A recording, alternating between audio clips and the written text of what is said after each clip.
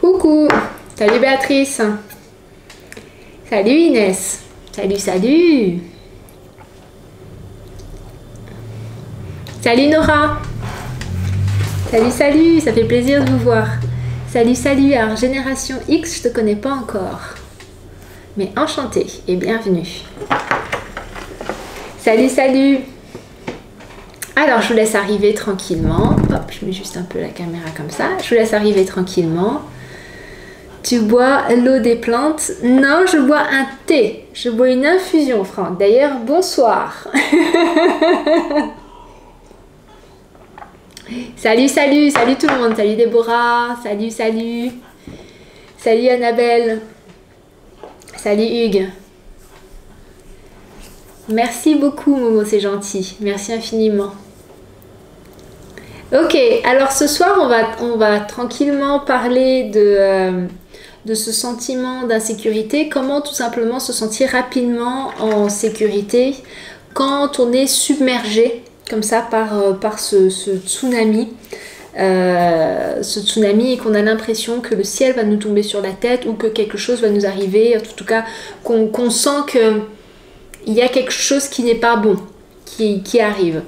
Ça peut arriver très souvent, c'est un ancrage tout simplement. Vous savez, on parle souvent de la route karma, ben, ça en fait partie.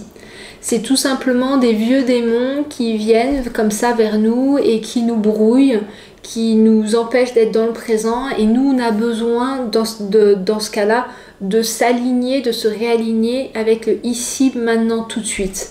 Parce qu'en fait, très souvent, on interprète ou on illusionne ou on imagine que des choses absolument incroyables vont nous arriver et que du coup on va se sentir, on va être dans une mauvaise passe, on va être seul, on va pas être bien, enfin, bref. C'est extrêmement important de se recentrer dans le moment présent. Salut Fanny. Et aujourd'hui, je vais vous donner quelques tips, tout simplement pour vous sentir mieux au quotidien, de manière générale. Donc, je ne vais pas répondre à vos questions maintenant, j'y répondrai plus tard. Ok, je vais d'abord vous donner les quelques clés. Et puis derrière, vous pourrez me poser toutes vos questions. Et puis j'espère vraiment que vous arriverez à mettre derrière des routines. Parce que ce sont des routines qui vont vous permettre de rester alignés. En fait, ce qu'il faut comprendre, les Japonais, ils ont une stratégie, ils ont une tradition de prévenir la maladie. Ça veut dire que, en fait, ils vont voir des médecins, de la médecine traditionnelle, tout simplement pour être sûr de ne pas tomber malade. Nous, en France ou en Europe, de manière générale, ce qu'on fait, c'est qu'on attend de tomber malade, et des fois même on attend de tomber très malade, pour finalement commencer à se poser des questions. C'est toute une manière de penser qui est différente. Et moi, je vais vous demander de commencer à penser au prévenir vaut mieux que guérir. Donc si vous voulez apprendre à rester aligné, si vous voulez éviter d'avoir ce tsunami, parce que quand il y a un tsunami qui arrive, c'est compliqué de gérer la tempête. Enfin, je passe un peu du tsunami à la tempête, mais c'est compliqué de gérer cette force. C'est comme si vous vous battez contre un robot. C'est comme si, parce que c'est votre inconscient en fait. Et c'est comme si vous vous battez contre Terminator. C'est compliqué de gagner à ce moment-là. Donc vous avez besoin de prévenir. Il y a vraiment, c'est comme un jardin. C'est pas en jetant des graines que le jour même vous allez avoir des tomates. C'est en préparant le sol, c'est en nourrissant le sol, c'est en mettant les graines, c'est vraiment en entretenant tout ça. Et vous avez besoin d'entretenir votre jardin intérieur. C'est extrêmement important, ça commence par ça. Si vous ne faites pas ça et que vous faites le reste des exercices, c'est bien, vous faites déjà quelque chose, mais il y a vraiment besoin d'une discipline pour pouvoir changer dans le temps et pour du coup ne plus avoir ces tsunamis. Ou en tout cas beaucoup moins souvent, et on peut les prévenir. Parce que vous les verrez venir à la longue. Donc le premier truc, je vais un petit peu vous parler de la route karma. on en parle beaucoup un peu partout, on comprend pas trop. La roue de karma, on se dit ouais, karma, je fais du mal alors ça va me revenir. Ok, mais la roue de karma, c'est surtout des actions qui se répètent et qui se répètent et qui se répètent jusqu'à temps qu'on comprenne la source, qu'on mette le doigt dessus et que ça puisse justement changer de direction, qu'on puisse prendre une autre direction, qu'on puisse avoir un autre résultat. Très souvent, les gens, ils restent dans cette roue et ils se disent ben, c'est comme ça, il n'y a pas le choix, il y a là, Dieu le veut, donc il n'y a pas le choix, donc on continue à vivre comme ça. On continue à se développer comme ça et très souvent ces personnes-là sont souvent dans des positions de victimes parce qu'ils ne prennent pas leurs responsabilités. Ils se disent c'est pas de ma faute, c'est de la faute à l'État, c'est de la faute à ceux qui brûlent la forêt, c'est de la faute, c'est toujours de la faute des autres mais c'est jamais de leur faute. Eux, ils se mettent en position de victime. Donc ça, la roue de karma, elle reste, elle reste, elle reste, elle reste.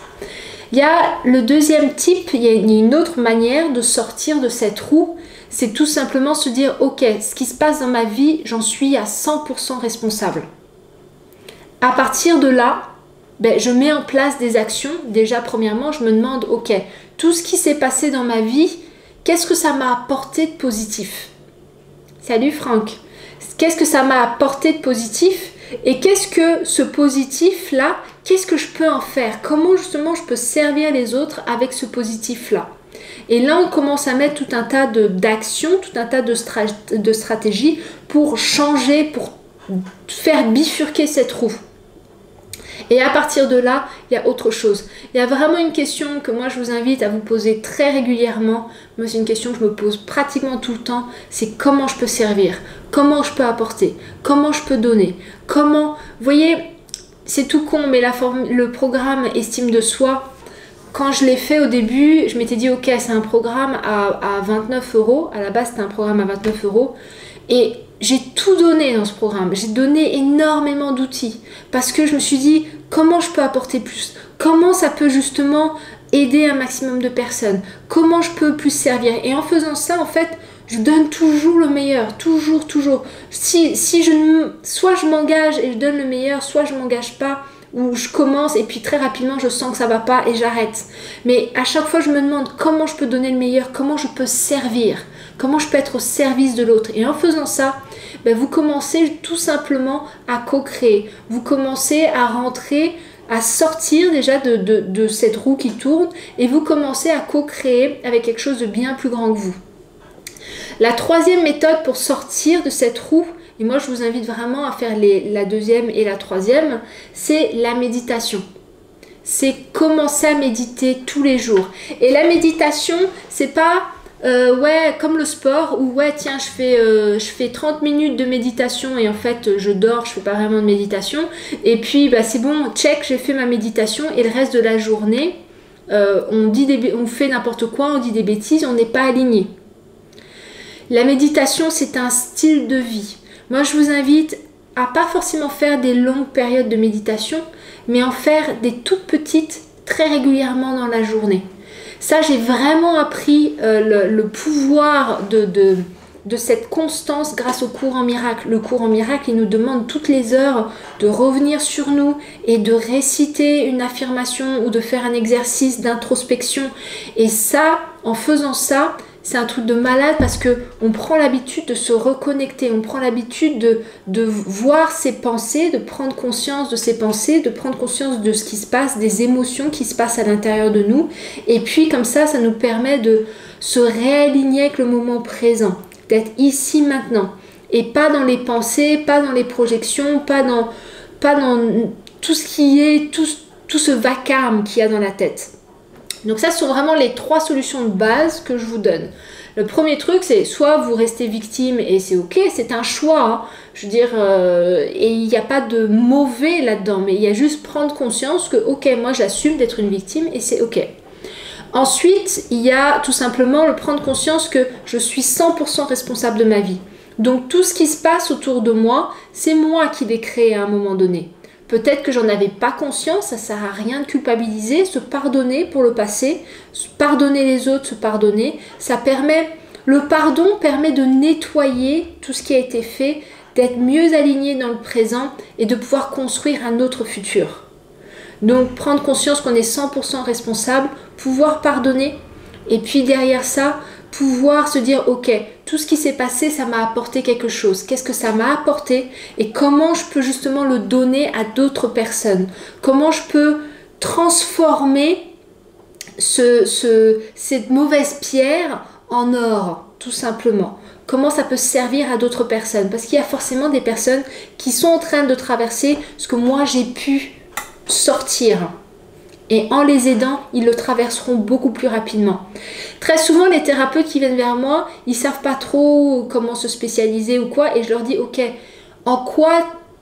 quel est le certificat que la vie t'a donné à toi? Alors, il y a des femmes qui ont mis 5 ans à avoir des enfants. Il y a des femmes qui ont galéré financièrement. Il y en a d'autres, enfin, peu importe.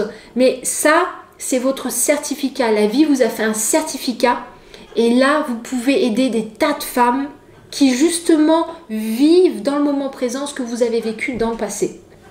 Et puis le troisième point, c'est la méditation. Et la méditation, méditez. Moi, je vous dis, toutes les 2 heures, vous prenez 5 minutes. Juste, et comme ça, vous checkez. Vous faites un check de vos émotions et de vos pensées.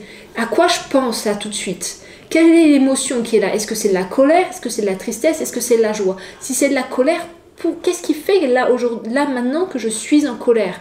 Parce que les émotions, c'est comme un tableau de bord. Vous voyez, votre voiture, des fois, il y a des warnings, il y a des trucs qui s'allument. Mais quand ça s'allume, vous regardez, vous vous arrêtez, parce que la voiture, elle peut prendre feu, ou enfin, peu importe. Vous vous arrêtez, vous faites le contrôle, vous faites le nécessaire et vous repartez. Vos émotions, c'est pareil. Quand vous êtes dans un état de colère, c'est tout simplement qu'il y a quelque chose qui ne vous convient pas autour de vous. Dans ce cas-là, prenez conscience. Quand vous êtes dans une tristesse, c'est que vous avez l'impression de perdre quelque chose. Prenez conscience de ça. C'est important de prendre conscience de ce qui se passe dans son corps. En prenant conscience, je peux transformer l'extérieur. Je suis dans la joie, super, ça veut dire que je suis dans mon chemin. La joie, c'est notre boussole. La joie nous dit exactement où est-ce qu'on doit aller. Je suis joyeux, ok, c'est bon. Je suis pas joyeux, si ce que je fais n'est pas bon, alors je ne fais que me couper, entre guillemets, de cette énergie d'abondance. Et en plus de ça, je me coupe de moi-même, je me coupe de mon essence. Donc c'est important de régulièrement faire des pauses dans la journée. Et il y a un exercice comme ça de mindfulness où toutes les heures, ils demandent aux participants, toutes les heures, de tout simplement, vraiment sur leur téléphone, ils mettent à sonner toutes les heures et toutes les heures, ils scannent. C'est quoi l'émotion que j'ai là tout de suite? Ok, c'est ça. C'est quoi ma pensée? Ok, ma pensée c'est ça. Et comme ça, ils ont un bilan, ils scannent.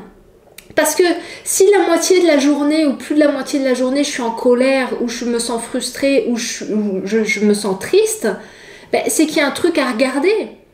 Et trop souvent, ce qu'on fait, on laisse et un jour la voiture elle pète. Parce que le warning, il s'est allumé. Au bout d'un moment, il y a eu de la fumée, vous ne l'avez pas vu, ou vous n'avez pas eu envie de le voir. C'est là où le corps, en général, commence à donner des signaux. Et puis la voiture, elle s'arrête. Dit, ok, tu ne m'écoutes pas, moi je ne peux pas aller plus loin. Et elle s'arrête et elle pète. Donc ça, c'est important d'en prendre conscience. Avec vos pensées, c'est pareil. Prenez conscience de vos pensées. Si tous les jours, vous avez de mauvaises pensées, dans ce cas-là, commencez à transformer vos pensées. Commencez à les écrire sur une feuille. Vraiment, prenez conscience et vous rayez et vous notez ce que vous voulez penser à la place. Ça prend du temps, ça ne va pas se faire en une journée. Se reprogrammer ne prend pas, ça prend du temps, ça ne peut pas se faire en une journée. Trop souvent, je vois des programmes où on dit « Ouais, en 15 jours, vous allez changer de vie ». Mais c'est pas possible, vous êtes programmé depuis 20 ans, 30 ans, 40 ans, 50 ans. Comment en 15 jours, ça peut changer? Il y a besoin de temps. Et c'est en prenant ce temps-là que les choses, elles vont réellement se faire et elles vont réellement se concrétiser. Il y a besoin d'un peu de temps et il y a besoin de pratique et de discipline. Mais si vous notez vos émotions, vous notez vos pensées et vous transformez ça, ça va transformer votre vie. c'est la base. C'est la base de la loi de l'attraction, c'est la base du développement personnel. Changer ses émotions et changer ses pensées, ce sont deux choses à faire. Mais déjà, il faut prendre conscience de ses émotions et il faut prendre conscience de ses pensées. Et très souvent, qu'est-ce qu'on fait ? On ne veut surtout pas prendre conscience de ce qui se passe là-dedans parce qu'on se dit je connais pas trop, je sais pas, ça peut péter, je ne veux pas. Donc du coup, on met tout ça de côté et on se dit j'avance. Mais prenez conscience qu'en regardant, peut-être vous ferez un pas en arrière, peut-être vous vous sentirez pas bien, mais vous ferez un bond en avant absolument incroyable. Ça, je vous le garantis. Ensuite, quand vous sentez qu'il y a comme ça de l'insécurité, que vous vous sentez en insécurité, commencez tout simplement déjà à revenir ici, dans le présent, et en plus de ça, à commencer à vous souvenir de moments joyeux. Revenez vers quelque chose de joyeux. Revenez vers quelque chose qui vraiment vous nourrit d'énergie positive. Si c'est de la musique, mettez de la musique. Si c'est appeler un ami pour rire, pour rigoler ou autre, appelez un ami pour rire ou rigoler ou autre. Mais vraiment reconnectez-vous à quelque chose qui va vous ancrer, qui va vous donner un ancrage joyeux. Pour les personnes qui ont le programme Estime de soi, la clé numéro 2, l'ancrage positif, est très très bon à utiliser, réutiliser, réutiliser, abuser cette clé-là. Elle est vraiment exceptionnelle. Moi, je vous ai donné cet outil-là, c'est un cadeau absolument incroyable. Moi, c'est simple, dans ma vie, toutes les fois où je me suis sentie bas, où vraiment j'ai ralenti, où ça allait pas dans ma vie, c'était quand je n'utilisais pas cette clé-là. Utilisez-la et abusez-en parce que vous allez vous sentir en haute énergie et quand on est en haute énergie, là on peut prendre de bonnes décisions. Et là justement, on peut sortir de ce tsunami entre guillemets. On a besoin de monter en énergie. Donc c'est important de remonter en énergie. Écoutez de la musique, utilisez cet ancrage, donc la clé numéro 2. Appelez un ami, regardez un truc qui vous remonte en énergie. Vous avez besoin de ça. Ensuite, vous avez aussi besoin de prendre conscience que votre insécurité n'est pas cohérente. Donc pour ça, c'est quoi? C'est tout simplement au moment où vous vous sentez insécurisé, prenez une feuille et puis notez votre insécurité. Je sais pas, peur qu'il me quitte, peur de manque d'argent, peur de me retrouver à la rue, peur d'être jugé, peur de... Peu importe, vous notez votre truc et tout simplement, vous notez à côté de 0 à 10 de combien ce truc-là, il est vrai. Est-ce que c'est une illusion, c'est-à-dire des choses que vous vous racontez, ou est-ce que c'est vraiment un truc qui peut vous arriver? Ensuite, vous regardez, ok, si ça peut m'arriver, comment ça peut m'arriver? Et vraiment, décrivez comment ça peut m'arriver. Et à côté de ça, marquez tout ce que vous pouvez faire pour ne pas que ça arrive. Solution B, tout ce qui est pour sauver les meubles et autres. Parce que vous allez voir que très souvent, les insécurités qu'on a, elles sont pas justifiées. 95-96% des peurs, des insécurités que vous avez dans votre tête, que vous ressassez tout le temps, elles ne sont pas justifiées. Ce sont des vieux trucs du passé qui souvent ne datent même pas de votre vie, mais des vies de vos arrière-grands-parents. Et encore, je suis gentille. Et le simple fait de les écrire, de les matérialiser, ça permet de prendre du recul et de se dire, mais en fin de compte, ça a juste pas de sens ce truc-là. Et souvent, j'ai des clientes où, quand elles se sentent insécurisées, on regarde et en fait, on se rend compte que ce sont des trucs qui viennent de la grand-mère, de l'arrière-arrière-grand-mère ou autre. Mais c'est des trucs qui n'ont aucune cohérence. Par exemple, la peur d'être dehors, de vivre sous les ponts. On a tous des parents, on a tous des amis, on a tous quelqu'un qui peut nous héberger le temps de remonter la pente. La peur de ne pas manger... À notre époque, il y a quand même les restos du cœur, il y a toujours la famille, il y a toujours des amis. Il y a quoi d'autre comme peur qui réellement peut justifier de se mettre dans un état de souffrance presque? La peur qu'on se moque de nous, oui, mais on se moque de tout le monde en même temps. Et une fois qu'on s'est moqué, on s'en fout, on tourne le dos et on fait autre chose. Si si on regarde bien, il n'y a pas de quoi se sentir en insécurité.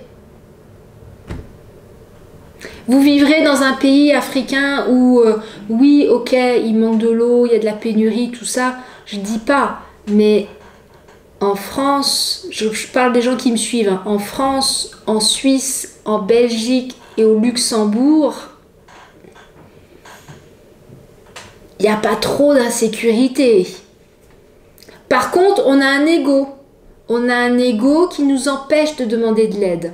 On a un ego qui nous empêche, qui nous dit « Non mais attends, je vais pas retourner chez papa et maman quand même. Attends, c'est la honte. Ah non, non, non. » Alors du coup, ça mouline, ça mouline, ça mouline. On a un ego aussi qui aime posséder les choses. « Ouais, mais mon appartement, je vais pas lâcher mon appartement. » C'est pas votre appartement. C'est un lieu dans lequel vous vivez actuellement. Mais c'est pas votre appartement. Donc là, vous devez apprendre déjà à vous détacher de certaines choses, à vous détacher de ce qui ne vous appartient pas en fait au final. Et à partir de là, vous serez déjà beaucoup plus posé. Ensuite, se dire, ouais, peut-être que c'est pas cool d'aller dormir sur le canapé d'un ami, mais au moins ça peut me permettre de ne pas dormir dehors. Au moins ça peut me permettre de calmer mon insécurité aujourd'hui parce qu'en fait je ne risque rien. Vous voyez ce que je veux dire? Très souvent, on s'invente plein de trucs, on projette plein de trucs qui n'ont aucune chance d'arriver. Et ça, ce truc de matérialiser la peur, trop souvent les gens ont peur de regarder leur peur parce qu'ils se disent « Non mais attends, je peux pas, je vais pas trouver de solution ou quoi ». Alors que quand ils commencent à poser les choses et à devenir rationnels et à vraiment voir ce qui se passe, ils se rendent compte qu'il n'y a rien. Et qu'en fait, ils se bloquent eux-mêmes pour rien. Donc ça, c'est encore un point extrêmement important. Et je vais vous donner un dernier point. C'est d'utiliser l'EFT tout simplement pour calmer au niveau émotionnel quand vous sentez qu'il y a des émotions. Parce que des fois, il y a les émotions et quand les émotions montent, c'est plus compliqué de calmer la tempête. À ce moment-là, vous utilisez le point karaté. Vous utilisez tout simplement le point ici, il y a plein de points d'acupuncture ici, et vous utilisez le point karaté, vous vous tapez comme ça, et vous vous répétez en respirant profondément. C'est important, c'est pareil, combinez les deux, combinez la respiration et l'EFT, vous respirez profondément et vous dites « Je suis en sécurité. Je suis en sécurité. Je suis en sécurité. » Et vous allez voir que vous allez redescendre. Pareil, des exercices de respiration peuvent vous aider. Il y a des applications il y a plein d'applications sur les téléphones pour justement respirer et inspirer. Alors je crois qu'il y en a une qui s'appelle Cohérence cardiaque, qu'on m'avait parlé, on m'a dit qu'elle était très très bien, où justement en fait on a le son pour accompagner les inspirations et les expirations. Et ça aussi, ça va vous permettre de vous réancrer dans le présent, ici, maintenant. Donc vous mélangez le point karaté en vous disant je suis en sécurité, et vous faites des exercices de respiration, vous alternez les deux et vous allez voir que en 10 minutes vous allez revenir ici dans le présent. Et ne prenez jamais de décision quand vous êtes dans cette énergie d'insécurité, d'anxiété, de tristesse, de colère. Ne prenez jamais de décision à ce moment-là, tout simplement parce que vous êtes drivé par une émotion qui n'est pas bonne. Et quand on est drivé par une émotion qui n'est pas bonne, alors on prend des décisions qui vont nourrir cette émotion. Donc il y a besoin d'attendre que vous remontiez en position haute, en émotion haute, pour prendre une décision. Si vous ne faites pas ça, si vous prenez des décisions quand vous êtes dans le creux de la vague, quand vous êtes en bas, ben c'est simple, vous allez rester dans le creux. Il y a besoin d'attendre de remonter. Et une fois que vous remontez, paf, ok, je suis dans ma joie, ça veut dire que je suis dans mon chemin. Maintenant, qu'est-ce que je dois faire pour garder justement cette émotion? Voilà, et là, vous avez besoin de savoir qu'est-ce que vous aimez faire et de rester, de vous développer dans ce que on aime faire pour justement rester dans cette émotion positive de joie. Ok? Est-ce que je vous ai donné beaucoup d'informations d'un coup là? J'ai conscience de vraiment vous avoir un peu tout donné comme ça. Est-ce que vous avez des questions par rapport à ce soir? Merci Génération X, merci, c'est gentil. Merci d'avoir mis le doigt sur des schémas qui me font souffrir inconsciemment. Bah écoute, avec plaisir Yasmine. Ce sont vraiment des choses qui ne nous appartiennent pas. Ce sont vraiment des choses... C'est important d'en prendre conscience. Alors bien évidemment, il y a toujours le côté émotionnel qui peut revenir. La tête prend conscience, c'est ok, mais il y a encore les émotions, il y a le réflexe des ancrages, tu vois. C'est pour ça que justement, je vous ai montré aussi comment gérer ces émotions. Déjà, il faut bien comprendre que c'est important de prévenir. Donc au début de la vidéo, je vous ai vraiment donné tout un tas d'outils pour prévenir. C'est important d'entretenir ce terrain-là. Et puis derrière, quand tu sens que ça monte, hop, je suis en sécurité, et puis tu inspires et tu respires, et puis après tu fais le truc, ok, je me sens en insécurité, c'est quoi exactement, et puis tu vois, tu fais le... Qu'est-ce que je peux faire pour sauver les meubles, et en fait tu verras qu'il n'y a rien du tout. Coucou Fanny, depuis que je vois tes vidéos, je sens une énergie positive qui se construit jour après jour. Mais depuis peu, j'ai de nouvelles pensées qui apparaissent, la perte. J'ai peur de perdre. Ok, alors ça on pourra en parler lors d'une autre vidéo. La peur de perdre, c'est un peu comme la peur d'être de se sentir en insécurité ou qu'il t'arrive quelque chose. Ça revient du même truc, c'est une graine. En fait, ce qu'il faut penser, ce qu'il faut voir... J'aime bien schématiser les choses, je trouve qu'on comprend mieux avec des métaphores. C'est un peu comme inconsciemment, on met des graines, tu vois. Un enfant né, quand il naît, il est tout propre, il est tout neuf. Et puis, on lui met des graines avec l'éducation. Inconsciemment aussi, hein, on met plein de graines chez un enfant parce que l'enfant n'apprend pas parce qu'on lui dit, mais il apprend parce qu'il regarde et ce qui se passe par mimétisme. Donc, on comprend plein de choses et on prend même des choses de nos arrière-grands-parents, arrière-arrière-grands-parents comme ça. Donc c'est une graine qui est mise à l'intérieur de toi. L'insécurité, c'est une graine qui est mise à l'intérieur. La perte, le manque, c'est une graine qui est mise à l'intérieur de nous. Et au bout d'un moment, alors très souvent on vit comme ça sans en prendre conscience. On se dit c'est la réalité, c'est comme ça. C'est une réalité. On a le choix de choisir la réalité qu'on veut vivre en fait. On peut faire de nos vies un enfer, on peut faire de notre vie un paradis.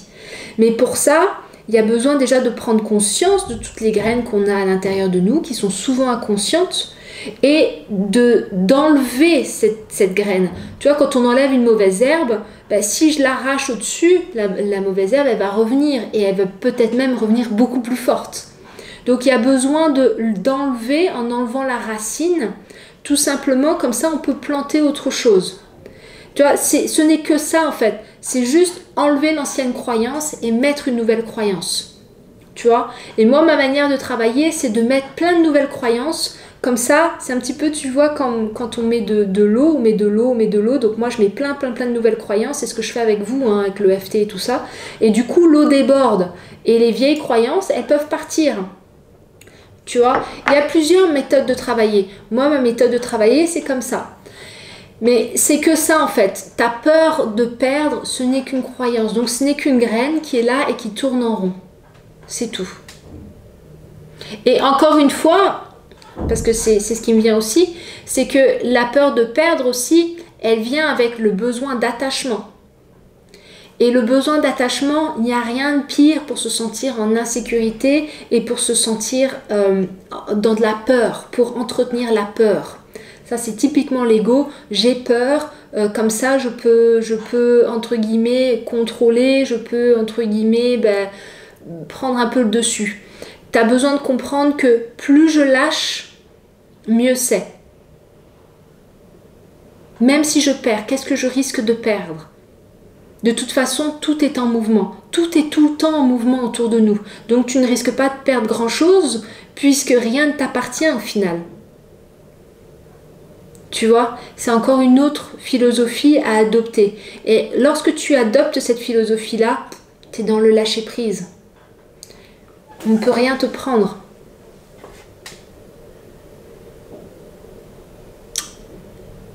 Ok, merci pour les clés pour sortir des schémas d'insécurité. Avec grand plaisir, Annabelle.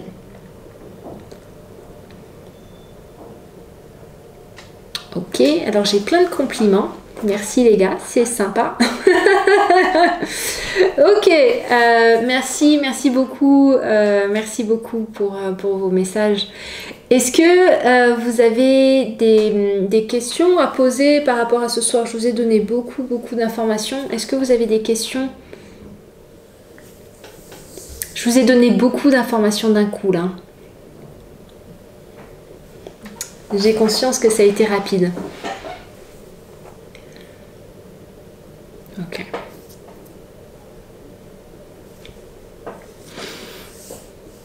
Ok. Fanny, toi c'est pareil, tu as besoin d'apprendre à lâcher, rien ne m'appartient et de toute façon tout est en mouvement. Tu verras que tu te sentiras déjà beaucoup mieux, rien que le fait de te dire ça, rien ne m'appartient et tout est en mouvement et que j'accepte que ce soit en mouvement. Et n'hésitez pas vraiment à vous dire je lâche, je lâche, je lâche. Ça c'est un mantra, moi que j'utilise depuis plus d'1 an, 2 ans. Je lâche, je lâche, je lâche, je lâche. Ce que je peux contrôler, je contrôle. Ce que je ne peux pas contrôler, je lâche. Et je fais confiance. Voilà, je fais. À partir du moment où on donne toujours le meilleur de soi, il n'y a pas de regret. À partir du moment où, que ce soit dans le couple, que ce soit dans le travail, que ce soit n'importe où, à partir du moment où on donne le meilleur de soi, on ne peut pas regretter. On a fait le meilleur. Et derrière, on lâche. C'est comme ça. C'est qu'il y a autre chose qui vous attend. C'est qu'il y a autre chose qui va venir vers vous. Mais si vous tenez le truc, c'est comme tenir un morceau de fer chaud. Ça va vous brûler, ça va vous faire mal. Tout est en mouvement autour de nous et on ne peut pas contrôler l'extérieur. Par contre, on peut contrôler l'intérieur. Et aujourd'hui, les tips que je vous ai donnés, c'est justement pour contrôler l'intérieur. Parce que plus je contrôle l'intérieur, plus je suis stable, plus je suis ancrée. Et plus du coup je peux faire la différence à l'extérieur. Et je peux voir la différence à l'extérieur.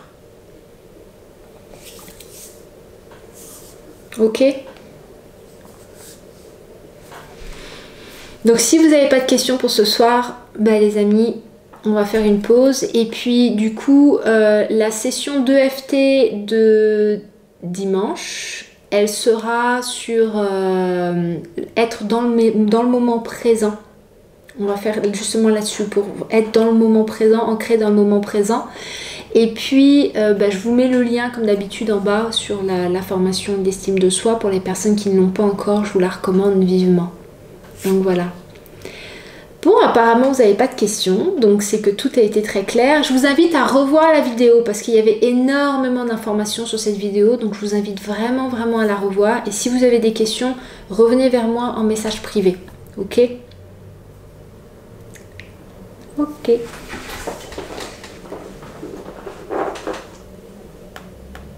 C'est tout bon les amis? Ok. Ok, alors sur ce, je vous embrasse très fort. Je vous souhaite une belle soirée. Merci encore infiniment pour votre confiance. Et puis à demain pour le good morning. Ciao, ciao.